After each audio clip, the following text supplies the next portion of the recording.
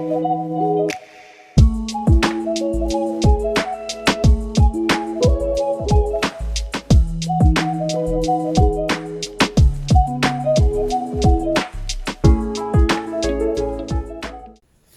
teman-teman, perkenalkan nama saya Rajman Rainul Istilahi dengan NIM 230306038 dari Prodi Peternakan Fakultas Pertanian Universitas Sumatera Utara dengan dosen pengampu Ibu Insinyur Tati Pidianasari, SPT, MP, IPM.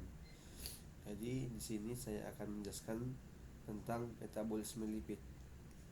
Metabolisme lipid adalah sintesis dan degradasi lipid dalam sel yang melibatkan pemecahan atau penyimpanan lemak untuk energi. Lemak ini diperoleh dari mengkonsumsi makanan dan menyerapnya atau disintesis oleh hati hewan. Masuk ke pencernaan lipid. 1. Lipid dalam makanan, terutama triacylglycerol, dicerna dalam saluran pencernaan dengan bantuan enzim lipase.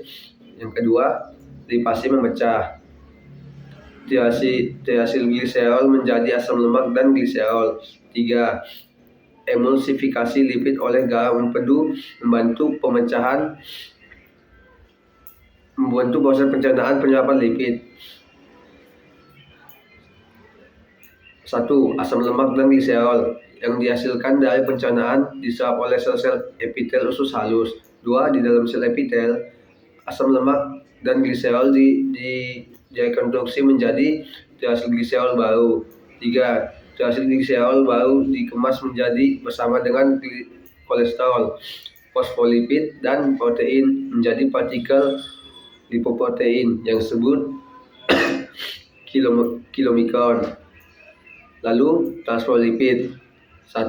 Kilomikron yang mengandung lipid disekresi ke dalam sistem limfatik, kemudian masuk ke dalam aliran darah. 2. Di dalam aliran darah, kilomikron akan mengalami pemecahan oleh enzim lipase lipoprotein sehingga asam lemak dapat dilepaskan dan dimanfaatkan oleh jaringan tubuh. Yang ketiga, sisa kilomikron yang telah kehilangan sebagian besar isinya disebut dengan kilomikron remnant yang kemudian akan diambil oleh hati.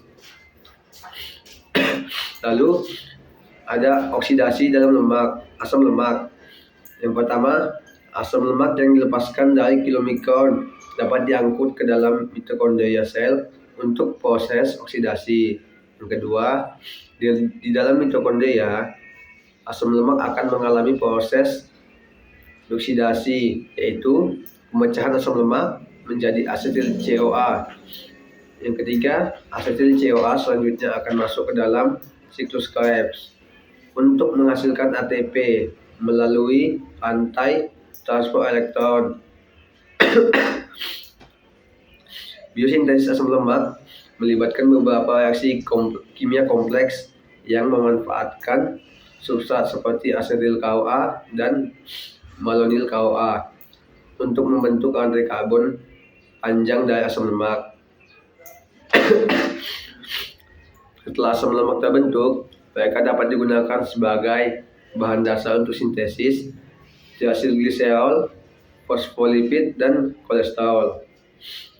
Biosintesis triacylglycerol melibatkan esterifikasi 3 molekul asam, yaitu lemak dengan gliserol, membentuk trigliserida yang dapat disimpan dalam jaringan adiposa sebagai cadangan energi.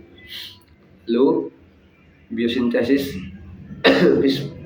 fosfolipid melibatkan penggabungan gliserol, 2 molekul asam lemak, dan fosfat. Fosfolipid merupakan komponen penting dari membran sel, membentuk lapisan ganda lipid yang menyusun membran, yaitu membran fosfolipid. Lalu, biosintesis kolesterol dan steroid melibatkan beberapa tahapan reaksi yang kompleks. Kolesterol berfungsi sebagai prekursor bagi banyak hormon steroid seperti testosteron, estrogen, kortisol, dan aldosterone. Proses ini dimulai dengan sintesis asam mevalonat diikuti dengan beberapa reaksi biokimia lainnya yang akhirnya menghasilkan kolesterol. Semua proses ini penting dalam menjaga keseimbangan lipid dalam tubuh manusia yang berkontribusi pada fungsi normal organ dan sistem tubuh.